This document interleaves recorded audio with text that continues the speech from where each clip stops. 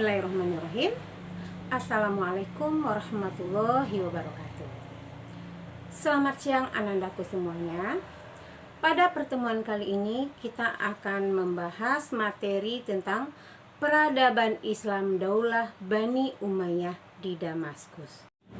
Oke, tujuan pembelajaran kita ya yang pertama itu diharapkan kepada siswa atau peserta didik dia mampu menganalisis proses lahirnya Daulah Umayyah di Damaskus. Dan yang kedua, diharapkan kepada siswa mampu menentukan khalifah-khalifah Umayyah di Damaskus.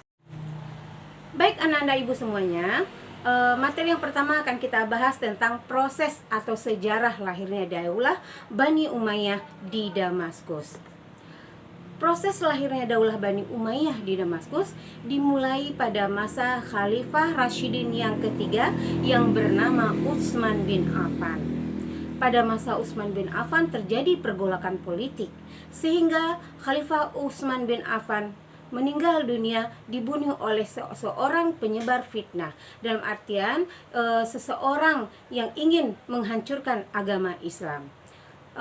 Setelah terbunuhnya Utsman bin Affan, kata pemimpin yang pertama Khalifah Umayyah yang bernama Muawiyah bin Abi Sufyan.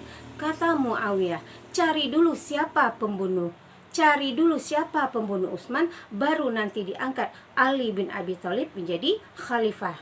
Tapi sayang, umat Islam bukan tidak mendengarkan yang namanya Muawiyah bin Abi Sufyan, tapi umat Islam berpikir kalau tidak ada pemimpin umat Islam, bagaimana Islam akan memimpin, bagaimana Islam akan mengkomando sementara tidak ada pemimpin atau khalifah umat Islam. Makanya umat Islam sepakat untuk mengangkat Khalifah Ali bin Abi Thalib sebagai Khalifah Rashidin, pengganti estafet daripada Khalifah Utsman bin Affan.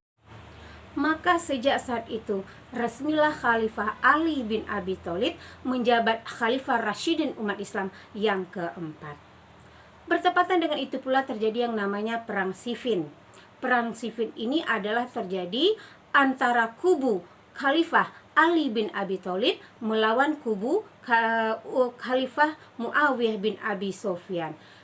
Permasalahan mereka adalah mengenai tentang kisos terhadap orang pembunuh Khalifah Utsman bin Affan. Maka yang terjadi yang namanya Perang Siffin atau Perang Saudara. Dan yang kedua adalah adanya peristiwa Tahkim, di mana peristiwa Tahkim adalah perundingan atau persetujuan damai lantaran terjadinya Perang Siffin yang telah disampaikan atau yang telah diceritakan tadi.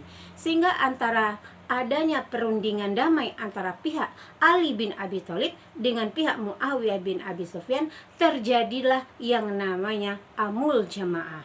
Amul Jamaah ini terjadi setelah meninggalnya Khalifah Ali bin Abi Thalib yang dibunuh oleh Abdurrahman bin Muljam. Sebelum Ali meninggal dunia, Ali berpesan kepada putranya Hasan bin Ali untuk menggantikan kekhalifahan kepada putranya yang bernama Hasan. Sehingga tahun perebutan kekuasaan atau pengambilan kekuasaan dari Khalifah Hasan bin Ali kepada Muawiyah bin Abi Sufyan menjadi estafet, menjadi salah satu latar belakang berdirinya dinasti Bani Umayyah di Damaskus. Baik ananda, materi kita yang kedua yaitu tentang khalifah-khalifah Umayyah yang berprestasi. Sebenarnya khalifah Umayyah itu ada 14 orang. Tetapi dilihat dari perkembangan zaman, dilihat dari peradaban umat Islam yang membawa suatu keberhasilan, itu ada 5 orang khalifah Umayyah yang membawa puncak kegemilangan. Itu salah satunya adalah Khalifah Muawiyah bin Abi Sufyan sebagai khalifah Umayyah yang pertama Umayyah di Damaskus. Dan kedua ada namanya Marwan bin Hakam. Yang ketiga Abdul Malik bin Marwan, dan yang keempat adalah Walid bin Abdul Malik, dan yang terakhir adalah Umar bin Abdul Aziz. Baiklah anak-anak semua, sebagai kesimpulan pembelajaran kita pada hari ini yaitu sejarah lahirnya Daulah Umayyah itu diawali adanya Perang Siffin, kemudian adanya peristiwa Takim, dan pula adanya Amul Jamaah.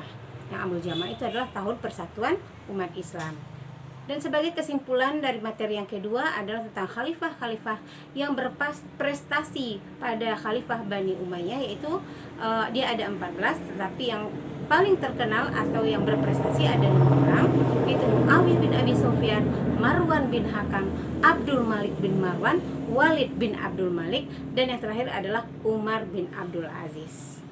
Baiklah Ananda, karena mengingat waktu, mungkin hanya ini yang dapat Ibu sampaikan. Mohon maaf atas segala kesalahan dan kekhilafan.